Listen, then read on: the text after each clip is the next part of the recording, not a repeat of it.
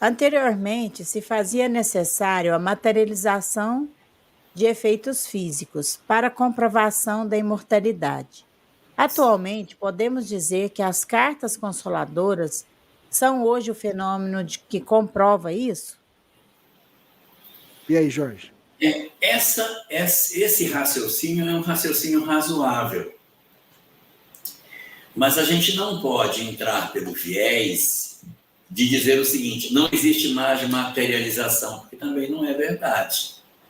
Materialização continua existindo, não com a mesma pujança que teve no século XIX, porque o objetivo do século XIX era exatamente escandalizar a humanidade com um fenômeno de efeitos físicos.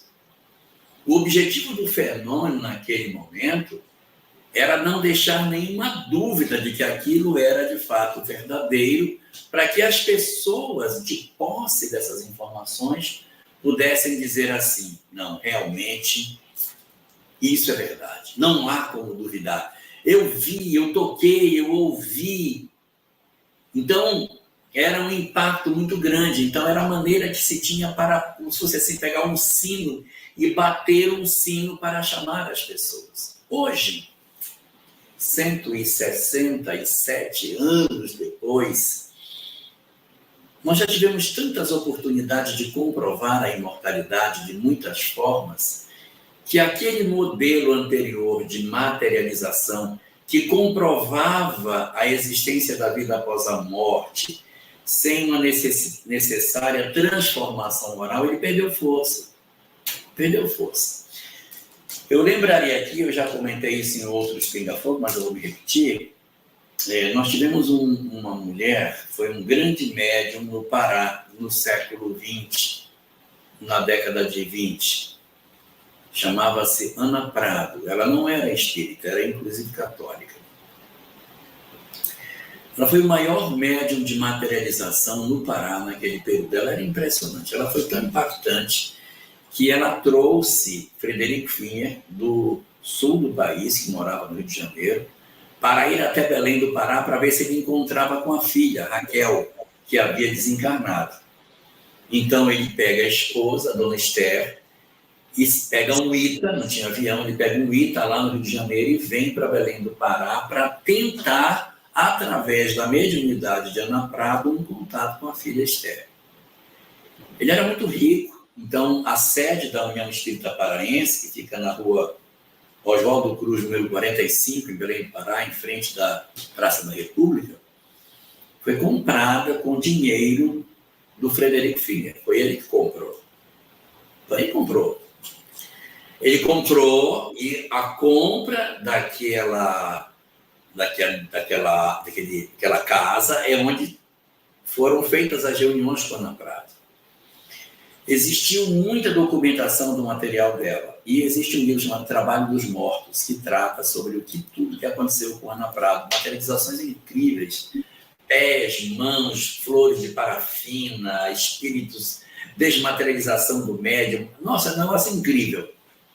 E entre os vários frequentadores, Ettore Bosio, que era o grande acompanhante de tudo isso, ele se deu o trabalho de contar quantas pessoas haviam participado dessas reuniões.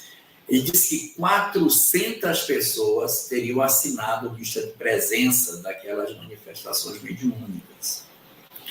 E depois ele foi procurar saber qual daquelas pessoas se engajaram, teriam engajado no movimento espírita. Diz que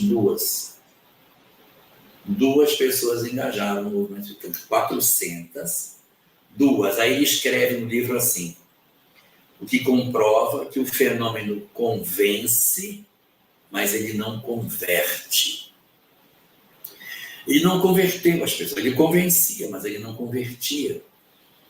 E o objetivo não é convencer, é converter.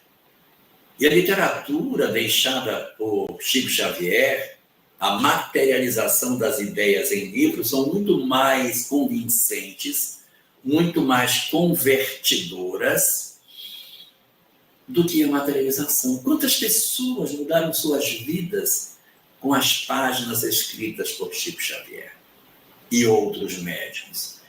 Então, vai se perceber que o grande objetivo da mediunidade não é comprovar, é mudar vidas. E a mediunidade da psicofonia e da psicografia mudaram muito mais vidas do que a mediunidade de materialização. Então, hoje ela tem realmente menos intensidade. Ainda existem grupos que fazem isso. Existem grupos que não são tão numerosos, que ainda trabalham com fenômenos de materialização, às vezes com médiuns não tão potentes, mas que existem. Agora, se nós pudermos fazer uma comparação para os tempos atuais, é possível dizer que sim, as cartas consoladoras trazem o mesmo impacto comprobatório que a materialização do passado, porque dados históricos da família, dos parentes, nome de pessoas que não poderiam ter sido obtidos em lugar nenhum, aparecem nas cartas. Então, eles são a documentação hoje comprobatória como uma espécie de materialização 2.0, porque não é somente materializar, mas é também consolar. A carta já é consoladora por natureza, mas ela traz na sua essência essa característica comprobatória que arrasta as cartas consoladoras do fenômeno simplesmente consolador para um fenômeno científico, aonde é possível, desde que o médium seja realmente honesto, seguro, a comprovação de que sim, existe vida após a morte e que os espíritos continuam a se comunicar conosco.